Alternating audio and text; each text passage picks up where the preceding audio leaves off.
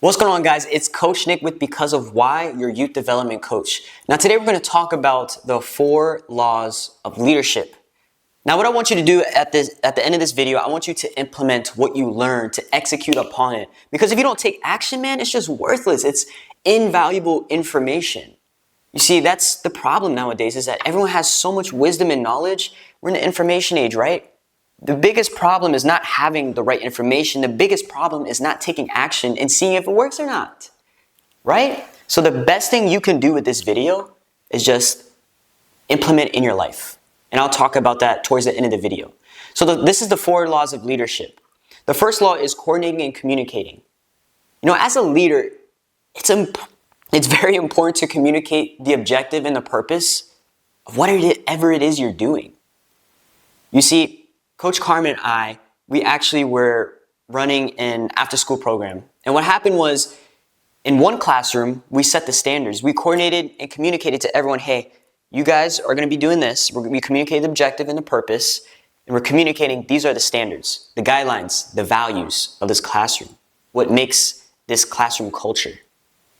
Now, everything's going great. Everyone's following the standards. Everyone's up to date. Everyone's having fun, very positive, great. And then another program, we didn't implement the standards. Now, what was interesting here is that we didn't coordinate and communicate how everything goes, the objective, the purpose, and the standards. So everything was in disarray. It was chaotic. The best thing you can do is coordinate to your team everyone's role, communicate to your team the objective and the purpose.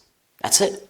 Without communication, how's anyone going to know what's happening, right? You can't read each other's minds. It's like basketball on the court. Players do this all the time where they don't communicate on offense. They don't communicate on defense. When there's a screen, a pick and roll, no one talks. And when no one talks, no one can read your mind. When no one can read your mind, people start blaming each other. Then the team falls apart. So the second law, the law of simplicity. It's communicating the purpose and the objective to your team very simply, like literally in a sentence versus complex in a paragraph.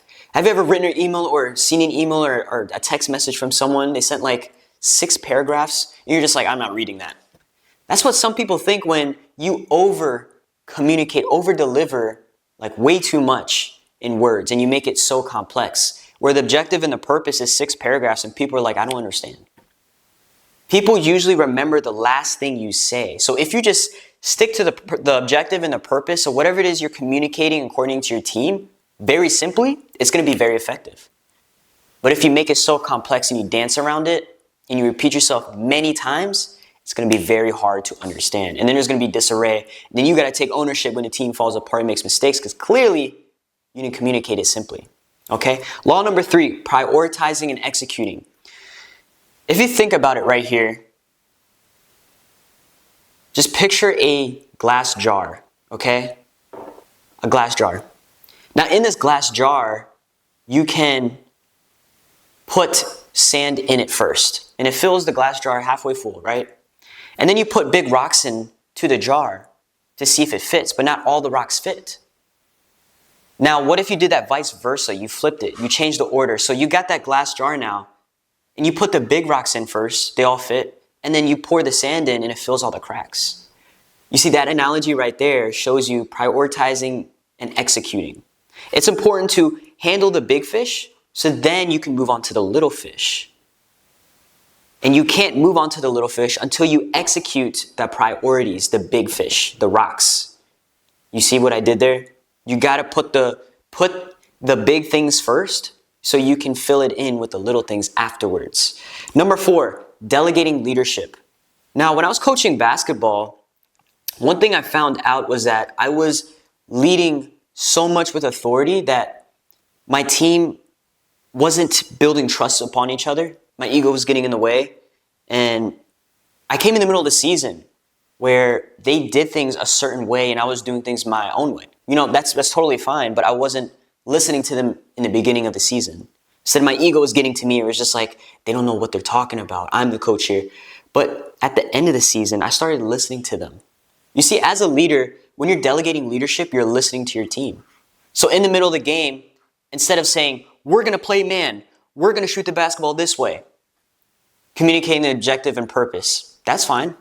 But then I didn't listen to their strengths. I didn't know them personally. I didn't know what they were great at. I didn't know how they used to do things.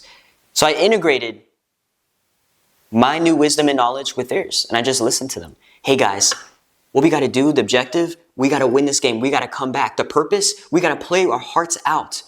Hey, you tell me, how's your energy? Do you guys want to play man? We can play diamond press right now. What do you guys think? They're like, coach, this is a great idea. We should do diamond press. Oh, coach, we should also run this play on offense. And I'm like, guys, there you go. You got it. So they're not relying on me anymore. Delegating leadership, you're learning to detach yourself from the complex details in between the objective.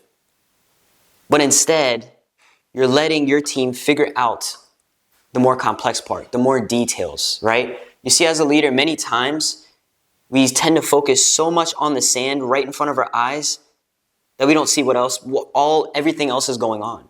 So as a leader, what you need to do is communicate and coordinate simply, prioritize and execute very broadly, generally, so they can ask you questions about the details.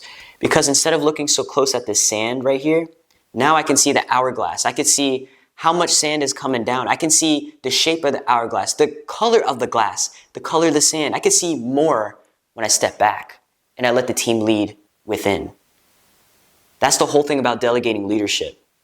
You're not taking control of everything, but you're telling them objective and purpose, you're listening to them, and you're letting them come up with their own plans and executing upon it. So, guys, those are the 4 laws of leadership. First one, coordinating, communicating. Second one, simplicity. Third one is prioritizing and executing. And the fourth one is delegating leadership. Now you may ask, Coach Nick, how the hell do I apply this in my life? Well, let me tell you this. If you have, or you're going to have a future career, you're in sports or you're in academics, there's going to come a time where you have to work with a team, where you have to step up to be the leader when everyone else wants to stand back. Now, it's very easy. You just think about these laws and you use them. You're in a team, you're like, okay, what do we do? Coordinate who does what? What's the roles? Communicate. What's the standards? What are we going to do? What's the objective and the purpose? And then number 2, you communicate that very simply in a sentence and then let them ask questions. Number 3, prioritize and execute. What are you going to start with first? The most important consequential things. And you execute upon that, then you move on to the smaller things. Fourth one, you communicate the bigger picture simply, you prioritize and execute the big things, and then you let your team figure out all the intricacies, the things all in between, the details, the specifics. Let them make their own plan. Because everyone, as humans, we love to have our own ideas. And we have our own ideas, we start to take ownership, more responsibility of them if they go wrong, if we make a mistake or fail. So you're letting them make their own ideas, as long as they're following the objective and the purpose. Delegate the leadership. So guys, I want to thank you for watching today. I see you on the next video.